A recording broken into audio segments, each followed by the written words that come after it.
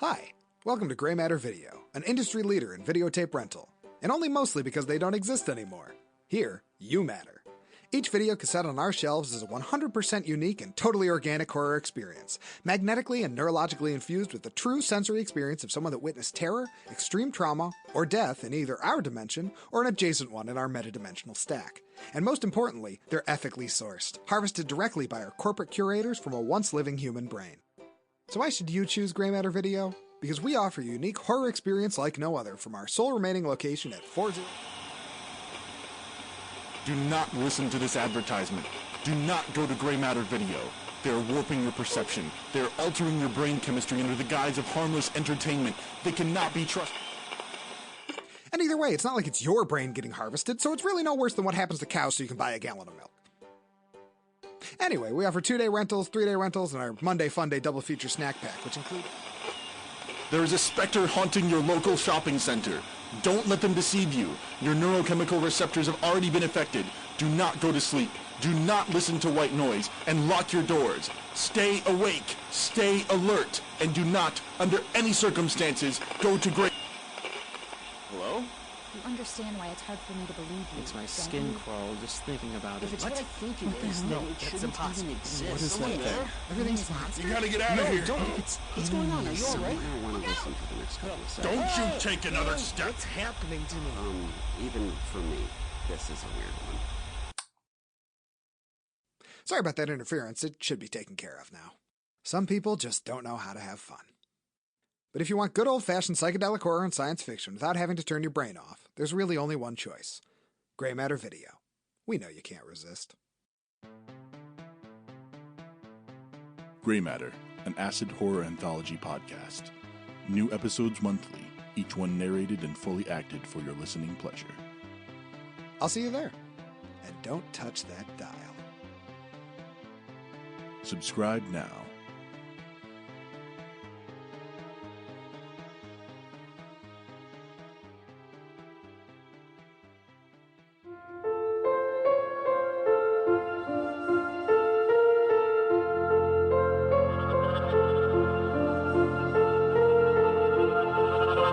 I shall not hide from my fate, for I have died long ago inside this place.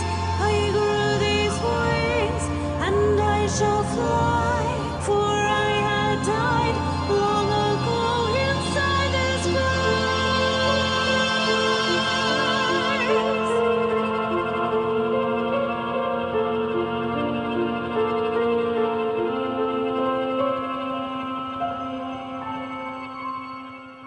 Welcome to the Morbid Forest.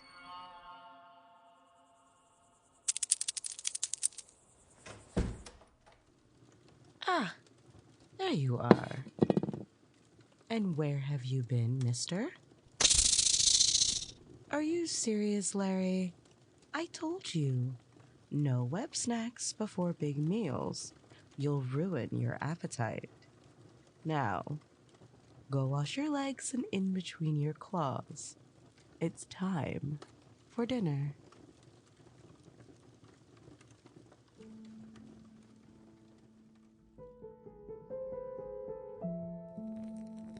The candles burned steadily, casting a long shadow on the wall surrounding the dinner table. The wax had dripped down the candles, pooling together at the base of the steel holders. The dinner table was set beautifully, the candles merely a finishing touch to the masterpiece. They sat around the table, food waiting to be dished. These congenial family dinners having become a tradition ever since Simon's first visit home from university. He missed home terribly and immensely cherished the quality family time he was granted on his yearly trip back home. He couldn't know for sure, but it was fairly reasonable to assume his family missed him equally as much.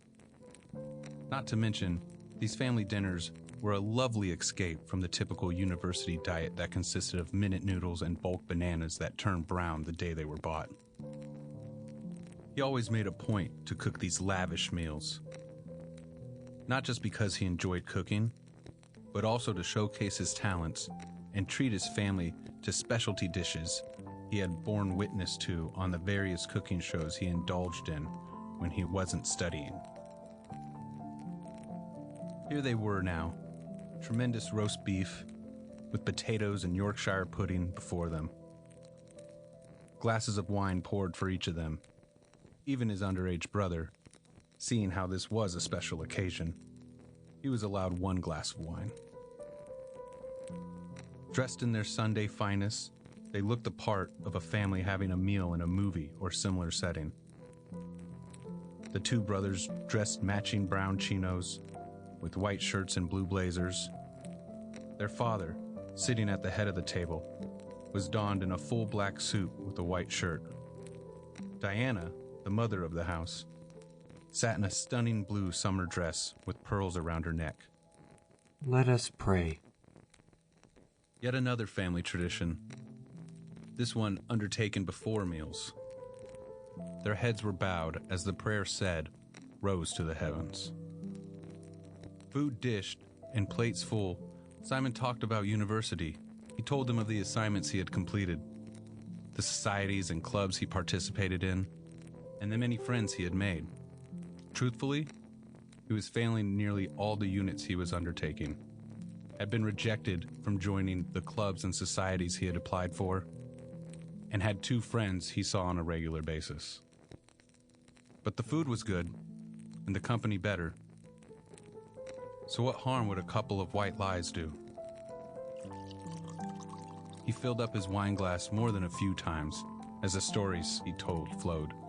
Liquid to lubricate the lies, perhaps.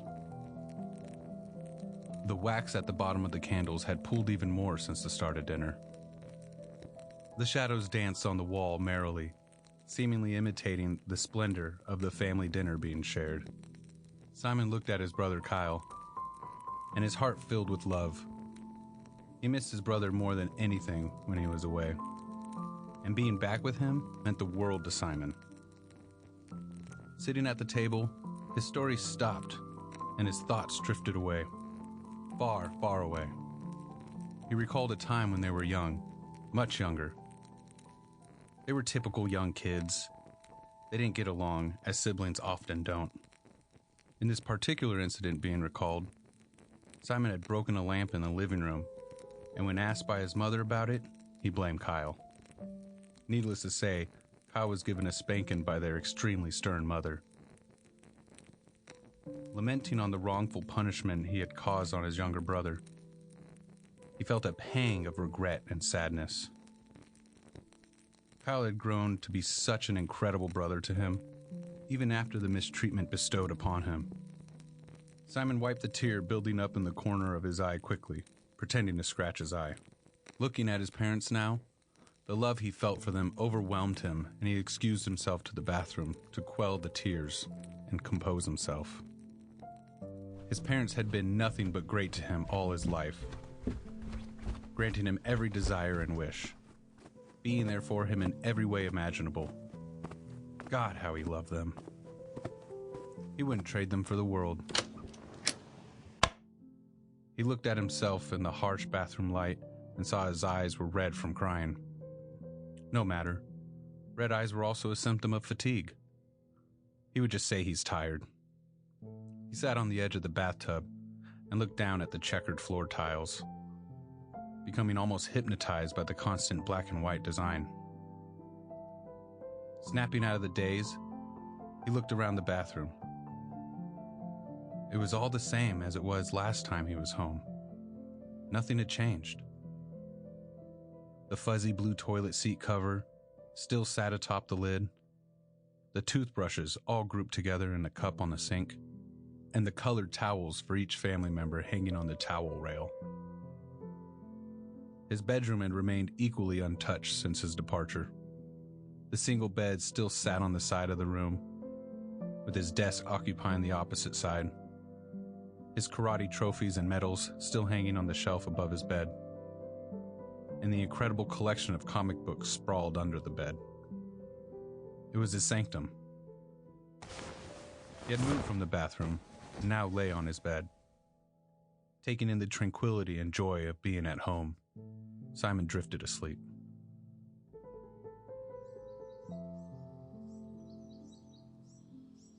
When at last the bright beams of sunlight woke him up, he realized he had left his family sitting, waiting for him at the table. Silly him. He stood up and stretched, taking off the blue blazer that had now been very creased, having been slept in. He walked down the stairs and made his way to the dining room. The shadows cast on the wall made it evident the family now sat waiting for him to have breakfast. He greeted them warmly and apologized for his rude behavior the night before, sitting down beside his brother. It wasn't long before the terrible smell wafted in around him. I need to take better care of you guys if we're to continue these lovely dinners we have.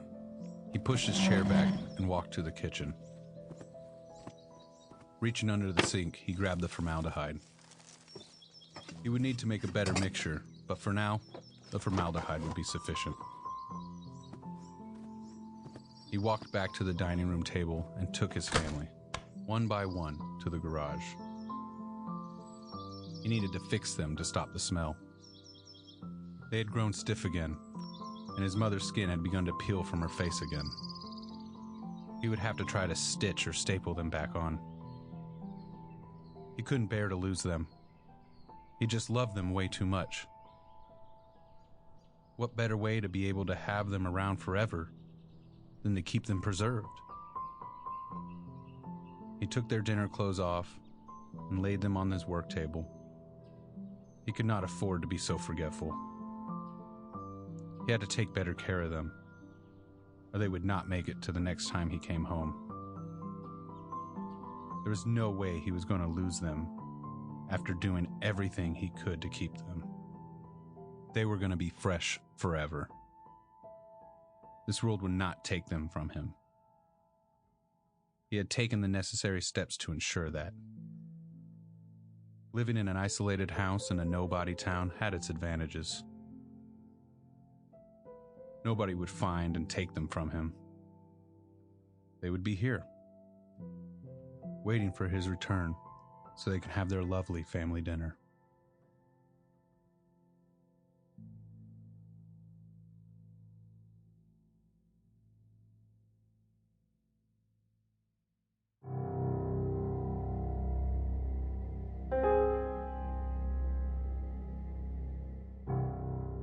This has been a Morbid Forest production, and on this week's episode you've heard Dinner, written by Alexander Hickey and narrated by Matthew Trevino and Kyle Bone. Our theme music this season is For I Had Died Long Ago Inside This Place by Valentine Wolf. How did you like Alexander's work, travelers? Well, that was just a taste. If you want more of it, head over to our Patreon account and become a Patreon today and listen to The Ranger Files by Alexander Hickey, our exclusive bonus content for this season. You can follow us on Twitter or X and Instagram and on Discord to stay up to date on all the happenings within the forest. Interested in more morsels of the forest? Then join our Patreon. As a faithful traveler, you'll receive exclusive access to early episode releases and a bonus series I just mentioned, and deals on merch for only $3 a month. So if you want to help us keep the lights on, then go ahead and head to patreon.com/themorbidforest. Want to write us a little love letter? Then send it to themorbidforest@gmail.com. Thanks so much for listening, guys, and we'll see you next time on The Morbid Forest.